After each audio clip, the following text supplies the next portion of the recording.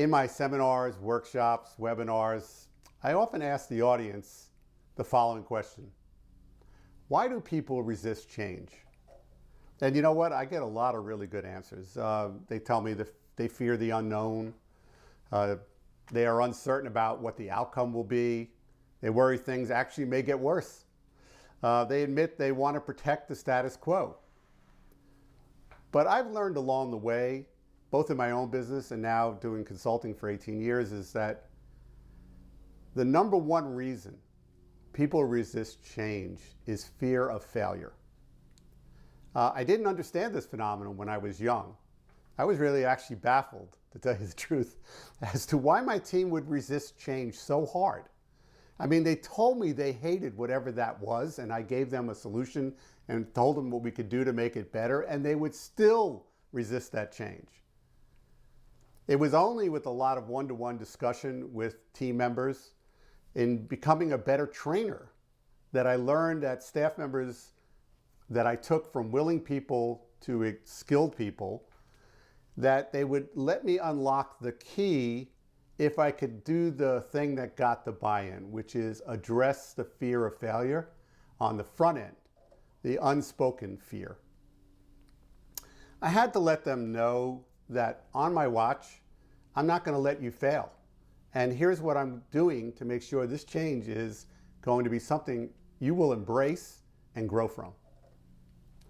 Then I had the task of laying out a step-by-step approach for every change I ever wanted to implement. The good news for me is that I quickly outgrew the trap of procrastination, the number one killer from change. As both an owner and a manager, by my mid-20s, I found out that procrastination rarely solved any problems for me.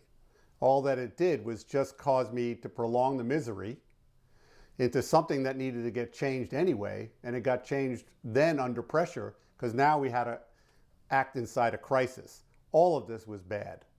Learning how to be proactive about change and minimizing procrastination is what made a difference. Owners and managers can be very resistant to change. It's not just employees. Sometimes owners resist change because they feel whatever they've done to get to where they are is something that must be continued forever moving forward. When in most cases, the skills that got you here are not the skills that are going to get you to that next level of attaining whatever you want your company to go and grow and become. You must change to learn the new skills you need to get to the next level. Sometimes the owner has grown up in a family business, and the mandate from the former generation at the business is leave things just the way they are. An industry friend told me one day, a contractor is willing to try anything new as long as his dad and his grandfather tried it first. The lucky difference for me is I was blessed to have a dad that encouraged my brothers and me to constantly strive to be innovative, to embrace of new technology and new horizons as we would go and grow the company. He wanted us to follow his model, which was plan and act. And that was what he taught us all to do. Managers can be procrastinators because their owners are resistant to change and too attached to the status quo. Sometimes they feel rightly or wrongly that the only good idea to their owners are the ideas that they came up with. So the managers are left to say to themselves, what's to be gained by pushing my boss to stop procrastinating and to embrace the changes we feel will be for the better? So how do you break this vicious habit of procrastination? You learn how to plan and execute. Planning is all about putting it in writing, and it's done when it's the leaders in the company, they all come together and get on the same page. A great plan sets the goal for the next 3 to 5 years. That's the company goal in objective numbers and description. So here we go. Number one, let's say we will grow the top line sales from 2 million a year right now to 4 million in the next 3 years. Number two, we will do that by adding a minimum of 6 well-trained techs who can each generate approximately $325,000 per truck per year. Number three, we will add a plumbing trade to our existing HVAC business to help us keep busy during our normal slow seasons, typically known as shoulder seasons, whether it's when it's either not hot or not cold. Number 4 is we will add a second location in addition to our main shop, so we can expand our service territory more effectively and increase our sales and efficiency.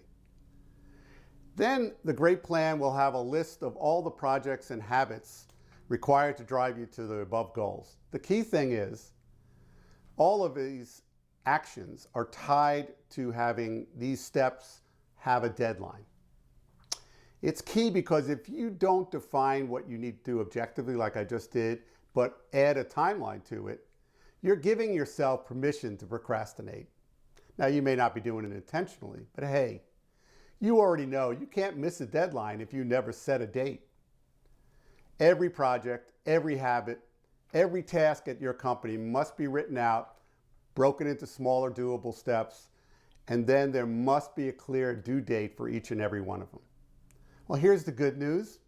There is no goal police coming to your door, or deadline police, coming to your door and taking your dog away if you miss a deadline.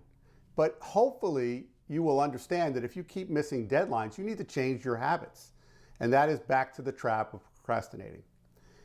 If you can't do it all on your own, break this habit of procrastinating, pay someone to be your accountability coach to help you keep on track with getting a great plan in place and executing it and reaching goals on time the right way.